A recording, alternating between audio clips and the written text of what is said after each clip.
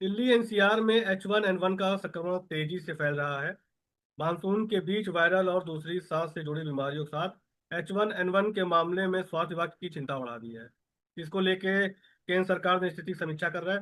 बीते दिनों करीब H1N1 के कुल दिल्ली में ही जो पेशेंट थे वो एक 1800 से ज्यादा हो गए हैं। इसको लेके हमारे साथ वरिष्ठ फिजिशियन डॉक्टर राजीव कक्कड़ जी हैं।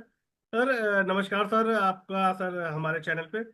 सर ये H1N1 क्या है और उसको किस तरह से जो देश में भी फैल रहा है, बीते दिनों बेंगलुरु और मुंबई में भी कई इसके मरीज मिले, तो उसको किस तरह से बचाव किया जाए, ये क्या है सर H1N1?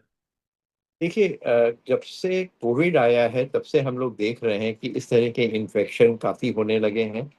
और अगर हो भी रहे हैं, ऐसा नहीं है कि ये पहली बार हुआ है। ये इन्फेक्शन पिछले दशक से काफ़ी समय से होते रहे हैं, लेकिन इनका प्रकोप इस समय कुछ ज़्यादा है और इनका एक डायग्नोस्टिक सेटअप भी होने लगा है कि अब हम लोग इस परिस्थिति में पहुंच गए कि हम लोग डायग्नोसिस करते हैं और इसको पॉइंट आउट करते हैं और उसका इलाज कर देते हैं। अभी तक ये ज़्यादा फेमस नहीं था, लोगों को मालूम नहीं पड़ता था। ये कोई नया इन्फेक्शन नहीं है, ये पहले काफ़ी समय से इन्फेक्शन होते आया है। ये एक रिस्पिरेटरी वायरस है जो कि खांसी के द्वारा, सांस के द्वारा एक मरीज से दूसरे मरीज में फैलता है। जैसे कि कोविड का इन्फेक्शन हमने देखा था, एक मरीज से दूसरे मरीज में फैलता है। और स्पेशली इस समय हमने देखा है कि इसकी इन्फेक्टिविटी दर बहुत ज्यादा है। इन्फेक्टिविटी मतलब एक मरीज को अगर हो जाता है, वो काफी 10-15 लोगों को इन्फेक्ट करने की क्षमता रखता है। एक घर में अगर होता है तो करीब करीब सारे लोगों को इस तरह की प्रॉब्लम हो जाती है।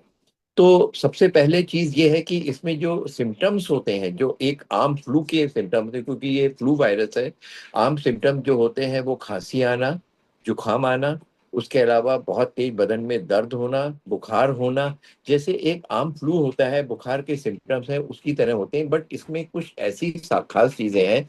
जैसे सर में बहुत दर्द होना, किसी को वोमिटिंग होना या लूज मोशन हो जाना, ये भी सिम्टम्स किसी को होती है, किसी को नहीं होता है।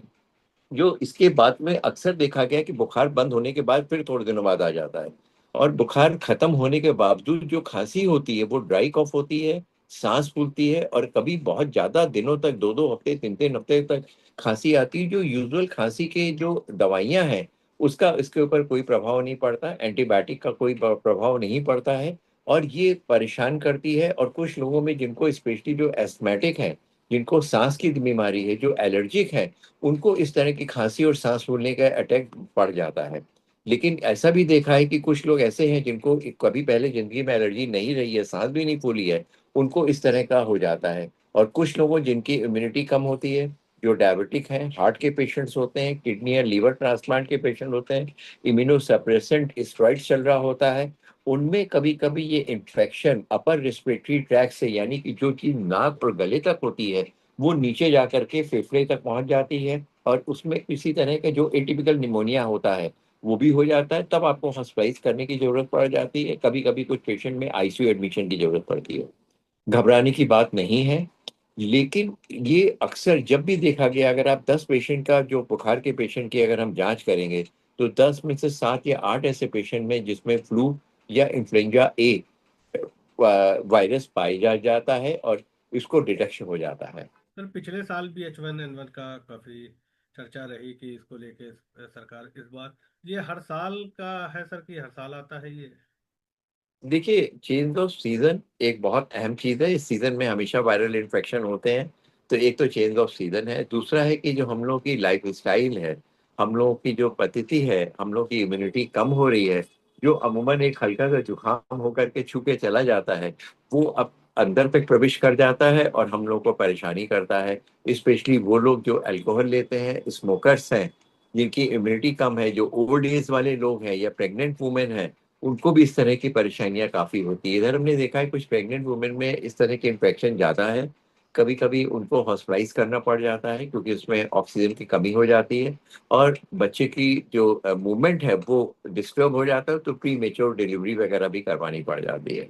संक्रमण से कैसे बचाव किया जाए कि इसका जो संक्रमण है? देखिए, सबसे पहली चीज है कि जैसा कि कोविड का एक प्रोटोकॉल था कि अपने आप को, मुंह को कवर करें, बहुत ज़्यादा भीड़ भाड़ वाले इलाकों में ना जाएं।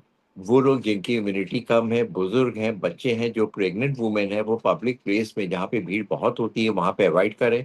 जिसको एक छोटा सा जुकाम भी हो रहा है, खांसी आ रही है, बुखार नहीं भी हो रहा है, अगर वो आदमी मास्क लगा ले तो कम से कम 10-15 पेशेंट को इन्फेक्ट करने से बचा सकता है।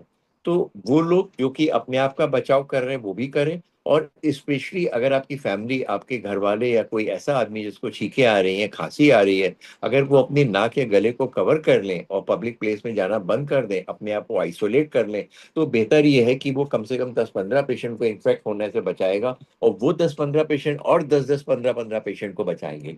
तो वो साइकिल अगर एक ब्रेक हो जाती है तो सबसे बड़ी चीज है। दूसरी चीज है इम्यूनाइजेशन। आज भी हमारे पास फ्लू की वैक्सीन अवेलेबल है।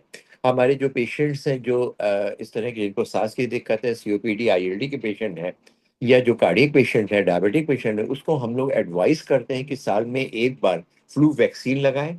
और निमोकॉकल वैक्सीन जो इन्फ्लुएंजा के अलावा जो निमोनिया की वैक्सीन होती है, वो लाइफ में 1 या 2 बार लगाई जाती है, डिपेंड करता है कौन सा स्ट्रेन ले रहे हैं।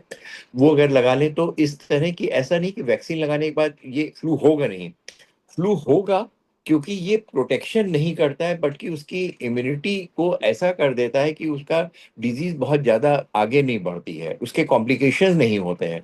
तो हर साल में अगर जुलाई अगस्त सितंबर के आसपास आप लगा लें तो शायद आपको दिक्कत उतनी नहीं होगी। हर साल लगाएं, सभी लोग लगाएं। तो जितना ज्यादा वैक्सीन का प्रयोग करेंगे उतना बेहतर है, उतना आपकी इम्यूनिटी और कम्युनिटी में इस इन्फेक्शन होने से बच जाएगा। एक ब्रेक लग जाएगा, जो एक आदमी से दूसरे आदमी के पास जा रहा है, अगर 2 या 4 आदमियों की उनमें से इम्यूनिटी ज्यादा है तो वो कहीं से ब्रेक लगना शुरू हो जाएगा। तो जो लोग वैक्सीन लास्ट ईयर लगा भी चुके हैं वो भी लगा दें।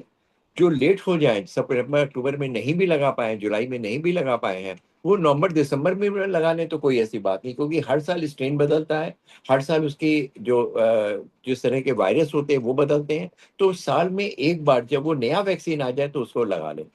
एक चीज का और नहीं। ध्यान रखें कि जो वैक्सीन है उसमें कोल्ड चेन मेंटेन करने की जरूरत है, तो वैक्सीन वहीं से नहीं, ज्यादा डायरेक्ट लें, या जो वैक्सीन का जहाँ पे स्टोरेज होती है, जहाँ पे एक कोल्ड चेन को मेंटेन करते हैं और वो फ्रिज में रहती है, रात को लाइट चली गई तो उनका जनरेटर से बैकअप रहता है, यानी बड़ी दुकान है जहाँ पर ये वैक्सीन के इस तरह को रखा जाता है, वहीं से उपयोग करें। और घर में लाने के लिए वो लोग इतने सक्षम है, जब आपको देंगे तो आइस पैक में करके देंगे। तो आपको एक आइडिया लग जाएगा कि जो वैक्सीन ले रहे हैं वो प्रॉपरली कोल्ड चेन मेंटेन रहेगी, जिससे उसकी जो क्षमता है वो बेहतर रहे।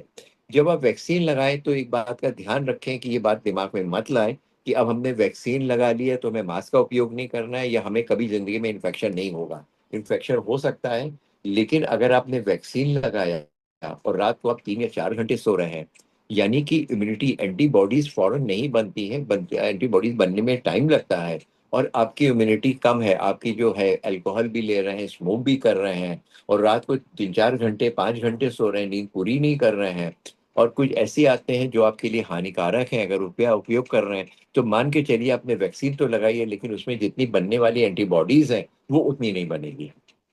सर कुल मिला के अगर H1N1 से बचना है या ये वायरल से बचना है तो मास्क लगा के ही निकला जाए घर के बाहर, जिससे क्योंकि डस्ट भी आजकल बहुत हो रहा है।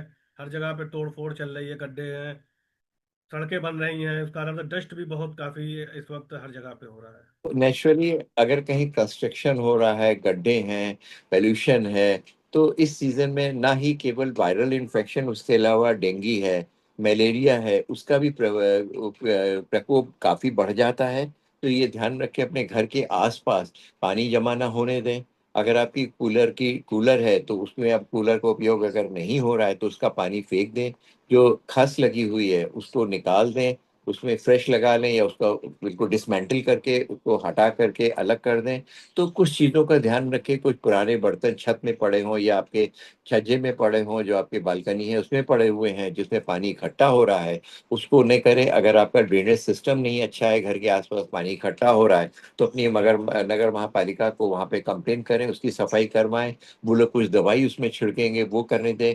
यानी कि जो मॉस्किटो के लार्वा बन रहे हैं, जहां मॉस्किटो की उत्पत्ति होती है, उसको ही न बनने दें, जिससे कि एक आदमी को दूसरे आदमी का इस तरह के इन्फेक्शन होने का हो जाए। और उसके अलावा बरसात में फूड पॉइजनिंग बहुत होती है, इस बात का ध्यान रखें कि सड़क में खुला हुआ चीजों का खाने का प्रयोग ना करें। खाना बासी जो पुराना हो गया, कई दिनों का रखा हुआ है, उसका उपयोग ना करें। फ्रेश चीज़ों का उपयोग करें, फ्रेश फल खाएं, उसको अच्छे से धो करके खाएं, कि उसमें आजकल बहुत सारे कलर वगैरह कर दिए जाते हैं, उसका ध्यान रखें। और बासी चीज़ें या जो खुली हुई चीज़ें हैं उनको उपयोग ना करें। तो लूज मोशन को भी ध्यान रखें। और दूसरी चीज़, अगर फंगल इन्फेक्शन भी इस मौसम में होते हैं, अक्सर देखा हुआ है कि आप गीले हो गए, गीले कपड़े पहने हुए हैं, आपको कुछ खेल कर आए हैं, वॉक करके आए हैं, पसीना है, आपने कपड़े नहीं बदले, और वहां पे बगल में, साइड में, और या फिर जांघों के अंदर वहां पे अगर पानी इकट्ठा है, मोजे गीले हो गए हैं, जूते गीले हो गए, अगर उसको करेंगे तो फंगल इन्फेक्शन होने का भी डर रहता है। तो अपनी स्किन का भी ध्यान रखें, रोज नहाएं, रोज अपने कपड़े बदलें, और अपने बदन को सुखा कर रखें। अगर ज्यादा है, थोड़ा सा पाउडर को उपयोग, कोई एंटी फंगल पाउडर मार्केट में बहुत अच्छे आते हैं, बरसात के समय अगर उसका उपयोग नहाने के बाद में करेंगे तो फंगल इन्फेक्शन से भी बचाया जा सकता है।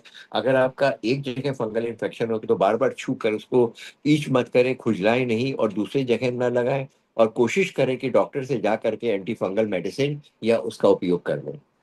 सर H1N1 के लिए डरने की जरूरत नहीं है, खाली प्रिकॉशन लिया जाए तो उससे कोई जी। परेशानी नहीं होगी। जी बिल्कुल। जी, थैंक यू सर, आपने समय देने के लिए धन्यवाद सर, नमस्कार। नमस्कार, थैंक यू।